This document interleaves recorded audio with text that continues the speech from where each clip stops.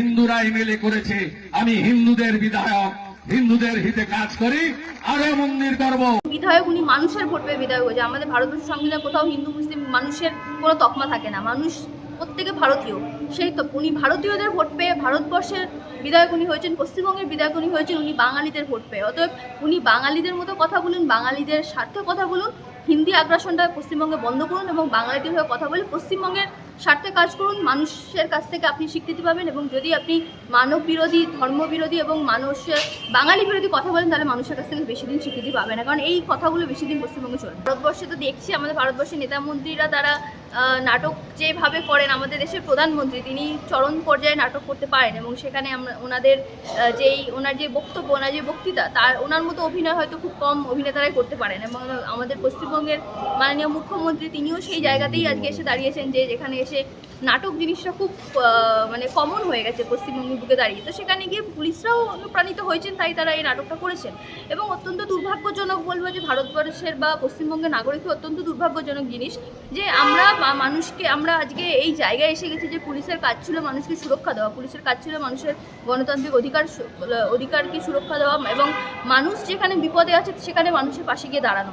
কিন্তু এবং প্রতিবাদ মানুষ করবে, মানুষের গণতান্ত্রিক অধিকার প্রতিবাদ করা, মানুষ সরকার যে বিষয়গুলোতে ব্যর্থ সেই বিষয়গুলোতে মানুষ রাস্তায় নামবে, মানুষ প্রতিবাদ করবে, মানুষ বিক্ষোভ করবে এবং এটা আমাদের সংবিধান প্রত্যেকটা মানুষকে অধিকার দিয়েছে। এবং সেখানে গিয়ে মানুষ যদি রাস্তায় নামে বিক্ষোভ করে, প্রতিবাদ করে, পুলিশের দায়িত্ব সেটা যাতে শান্তিপূর্ণভাবে হয়, পুলিশের দায়িত্ব প্রত্যেকটা মানুষ যাতে সেখানে শান্তিপূর্ণভাবে সুরক্ষিতভাবে প্রতিবাদ করে এবং সুরক্ষিতভাবে বিক্ষোভ করে, সেটা পুলিশ এনশিওর করার দায়িত্ব পুলিশের। সেখানে পুলিশ যদি এখানে এসে তারা নিজেরা নাটক করে এবং তারা যদি শুধুমাত্র এই রকম ভুল অনুকরণের মাধ্যমে মানুষকে গ্রেফতার করার জন্য তারা যদি নাটক করে, তাহলে মানে এখানে পুলিশি ব্যর্থতার থেকে বড় কথা হচ্ছে এটা অত্যন্ত আমাদের রাজ্যের ব্যর্থতা যে আমাদের রাজ্যের পুলিশ এইভাবে কাজ করছে, আমাদের পুলিশ মন্ত্রীর ব্যর্থতা যে আমাদের পুলিশরা এইভাবে কাজ করছে, সাধারণ মানুষকে সুরক্ষা না দিয়ে সাধারণ মানুষকে মিথ্যেভাবে ফাঁসানো হচ্ছে। কারণ সাধারণ মানুষ যখন বিক্ষোভ করছে সেখানে পুলিশ কখনো নিজের দায়িত্ব বা দায়বদ্ধতা এড়াতে পারে না, সেটা যেই জেলাতেই হয়ে থাকুক না কেন। পুলিশের কাজ হলো মানুষকে সুরক্ষা দেওয়া, মানুষের গণতান্ত্রিক অধিকারকে বাঁচিয়ে রাখা এবং যেখানে কোনো বিক্ষোভ হোক না কেন সেখানে যদি দুটো মানুষের মধ্যে যদি গোষ্ঠীদ্বন্দ্ব হয়ে থাকে সেখানে পুলিশকে সুরক্ষিতভাবে মানুষকে সেখান থেকে মানুষকে বার করতে হবে এবং মানুষের পাশে দাঁড়াতে হবে। সেখানে গিয়ে পুলিশরা যদি এরকম নাটক করে থাকে তা অত্যন্ত একেবারেই ঠিক না এবং এর বিরুদ্ধে যদি মানে পুলিশের বিরুদ্ধে যদি ব্যবস্থা নিতে তা নেওয়া উচিত। এর জন্য ওখানে ক্যামেরার ফুটেজ ছিল বলে সেটা জানা গিয়েছে, না তো কেউ দেখতে পেতো না, সে জায়গায় একটা ভারী কিছু হতো। কি মনে করছে না? যদিও আমি ভিডিওটা দেখিনি, আমি ভিডিওটার অথেন্টিসিটি নিয়ে আমি কথা ওই জন্য বলতে পারছি না, কিন্তু যদি ঘটনা ঘটে থাকে তাহলে অবশ্যই এই বিরুদ্ধে ব্যবস্থা নেওয়া উচিত। কারণ যারা আমাদের রক্ষক তারা যদি রক্ষকের কাজ না করে ভক্ষকের কাজ করে তাহলে তো অবশ্যই এর বিরুদ্ধে কড়া ব্যবস্থা নেওয়া উচিত। কারণ আমি যেহেতু ভিডিওটা দেখিনি আমি তাই বলতে পারবো না যে ভিডিওর আসলে ঘটনা কী ঘটেছিল, কিন্তু আমাদের রাজ্যে পুলিশের ব্যর্থতা ঘটনা আমরা অনেক দেখছি। এটা শুধুমাত্র আজকে না, আমরা এর আগে বিভিন্ন জায়গায় দেখছি মহিলারা পশ্চিমবঙ্গে সুরক্ষিত না, পশ্চিমবঙ্গের শিশুরা সুরক্ষিত না, অনেক জায়গায় অনেক বয়স্ক মহিলাদের অত্যাচার হয়েছে, বাড়িতে ঢুকে পুলিশরা মারধর করেছে, এরকম ঘটনা আমরা তো প্রতিনিয়ত দেখে আসছি। এবং পুলিশি তৎপরতা আমাদের পশ্চিমবঙ্গে যা আছে এটা অনেক বেশি দরকার। আমরা অভয়াকাণ্ডে দেখেছি আমাদের পুলিশি তৎপরতা কতটা পরিমাণে ব্যর্থ হয়েছিল। তো সেখানে গিয়ে আমাদের পুলিশি তৎপরতা আমাদের পশ্চিমবঙ্গে একটা খুব মানে আলোচ্য একটা বিষয় এবং পুলিশি তৎপরতা নিয়ে আমাদের পশ্চিমবঙ্গ সরকারকে অত্যন্ত তৎপর হয়ে ভাবা উচিত। কারণ আমাদের পুলিশ যদি ব্যর্থ থাকে আমাদের পশ্চিমবঙ্গের কোনো নাগরিক সুরক্ষা পাবে না, পশ্চিমবঙ্গের প্রত্যেকটা নাগরিকের সাংবিধানিক অধিকার সেখানে গিয়ে লঙ্ঘন হবে। তো সেখানে গিয়ে পুলিশের কাজ এবং পুলিশের ডিউটি নিয়ে সরকারকে অত্যন্ত তৎপরতার সাথে ভাবা উচিত। আমরা দেখেছি এর আগে মুখ্যমন্ত্রী বলেছিলেন যে খেলা হবে, আবার আজকেরও নেতাজি ইন্ডোর থেকে বললেন যে খেলা হবে, জোরদার খেলা হবে। খেলা হবে করে পুরো জিনিসটা খেলাতেই চলে গেছে। আমরা আসলে আর খেলা টেলা আমরা দেখতে চাই না। আমরা পশ্চিমবঙ্গের মানুষরা এবারে পশ্চিমবঙ্গের আসল বিষয়গুলোর ওপর দৃষ্টিপাত করুন। উনি খেলা থেকে বেরিয়ে এসে এবারে বাস্তবে ফিরে আসুন। আমরা এবার বাস্তব দেখতে চাই, আমরা খেলা দেখতে চাই না। কারণ পশ্চিমবঙ্গে যে জায়গায় আমরা এসে দাঁড়িয়ে আছি, মানুষের কাছে চাকরি নেই, চাকরি পাওয়ার জন্য মানুষকে রাস্তায় ধর্ণা দিতে হচ্ছে, পড়াশোনার জন্য মানুষকে স্কুলে গিয়ে দেখছি আমরা ছেলেমেয়েরা স্কুলে পড়তে আসছে না, শিক্ষকের অভাব, মাস্টাররা নেই, কত স্কুল শিক্ষকের অভাবে বন্ধ হয়ে যাচ্ছে। সেখানে আবার একপাশে শিক্ষকের চাকরিতে শিক্ষক শিক্ষিকারা চাকরির জন্য রাস্তায় না খেয়ে ধর্ণা দিচ্ছে। তাহলে পশ্চিমবঙ্গে যে জায়গাটা যে এসছে, যেটা খেলা হবে বলে পশ্চিমবঙ্গ সত্যি একটা খেলার জায়গায় চলে এসছে। আমরা যদি ভারতবর্ষের অন্যান্য রাজ্যগুলোকে দেখি, তারা অনেক বেশি ডেভেলপ হয়ে যাচ্ছে পশ্চিমবঙ্গে থেকে, এবং অন্যান্য রাজ্যে গেলে যে পশ্চিমবঙ্গের যেই ছবিটা, সেটা কোথাও একটা গিয়ে পশ্চিমবঙ্গের প্রতিচ্ছবিটা অনেক খারাপ হচ্ছে। আমরা ওমেন এম্পাওয়ারমেন্ট নিয়ে কথা বলছি, আমাদের পশ্চিমবঙ্গে মহিলারা সুরক্ষিত, আমাদের মহিলাদের তাদের কর্মসংস্থানে মহিলারা সুরক্ষিত, কর্মস্থলে মহিলা সুরক্ষিত না। আমরা পশ্চিমবঙ্গে অনেক বড় ঘটনা কয়েকদিন আগে দেখলাম। তাহলে এই খেলা হবে বলে পশ্চিমবঙ্গকে একটা খেলার জায়গায় না নিয়ে গিয়ে আমাদের অনুরোধ, পশ্চিমবঙ্গকে বাস্তবে পশ্চিমবঙ্গের উন্নয়ন নিয়ে ভাবুন, আপনি পশ্চিমবঙ্গের মানুষের উন্নয়ন নিয়ে ভাবুন এবং মানুষের অধিকার নিয়ে ভাবুন,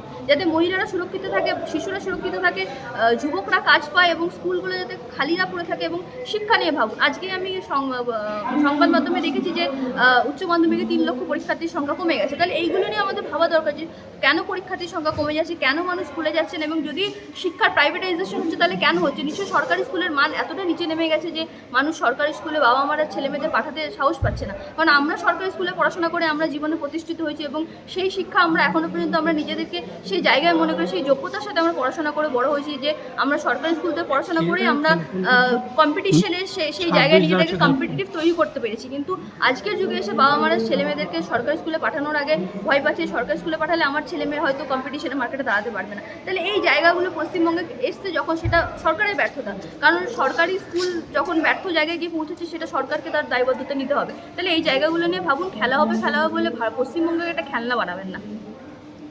2026-এ আমরা দেখছি যে আজকের অভিষেক বন্দ্যোপাধ্যায় তিনি ডেডলাইন বেঁধে দিলেন যে 215টা সিটে তেনারা আবার ক্ষমতায় আসবে।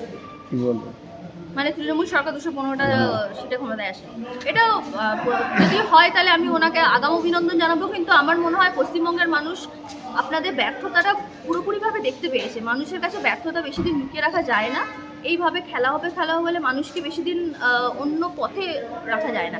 আর আসলে পশ্চিমবঙ্গে যে এনারা যে কাজটা করছেন, বিজেপিকে একটা জুজু বানিয়ে পশ্চিমবঙ্গের মানুষকে বিজেপির ভয় দেখিয়ে যে ভোট ব্যাংকের যে কাজটা করছেন, সেখানে গিয়ে ওরাও বিজেপি থেকেও সেই কাজটাই হচ্ছে। আলটিমেটলি দুজনে মিলে একসাথে হয়ে যে ভোট ব্যাংক রাজনীতি যেটা করছে, সেটা পশ্চিমবঙ্গের মানুষ আজ না হলেও কাল বুঝতে পারবেন। অতএব এই রকমের রাজনীতি নিয়ে পশ্চিমবঙ্গে দুটো ধর্মের মানুষকে একেবারে পৃথক করে দিয়ে, দুটো ধর্মের ভোট ব্যাংকের নির্দিষ্ট জায়গায় সেখানে পৌঁছে দিয়ে বেশি দিন পশ্চিমবঙ্গে এই রাজনীতি চলবে না। কারণ বাঙালিরা বরাবরই একসাথে থেকে এসছে, বিভিন্ন ধর্মের মানুষরা, বাঙালিদের মধ্যে জাতিবিদ্বেষ ধর্মবিদ্বেষ কোনোদিনই ছিল না।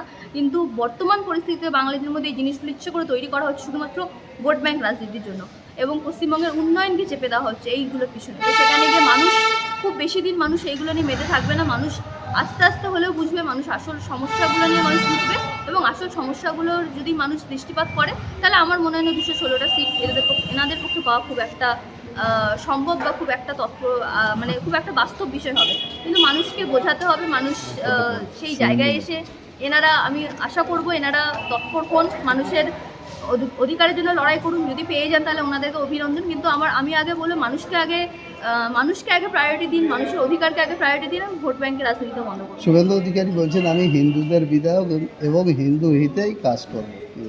শুভেন্দু অধিকারী হয়তো ভারতবর্ষের সংবিধান পড়েননি। হিন্দুদের বিধায়ক বলে ভারতবর্ষে কোনো জায়গা নেই, সংবিধানে কোনো জায়গা নেই।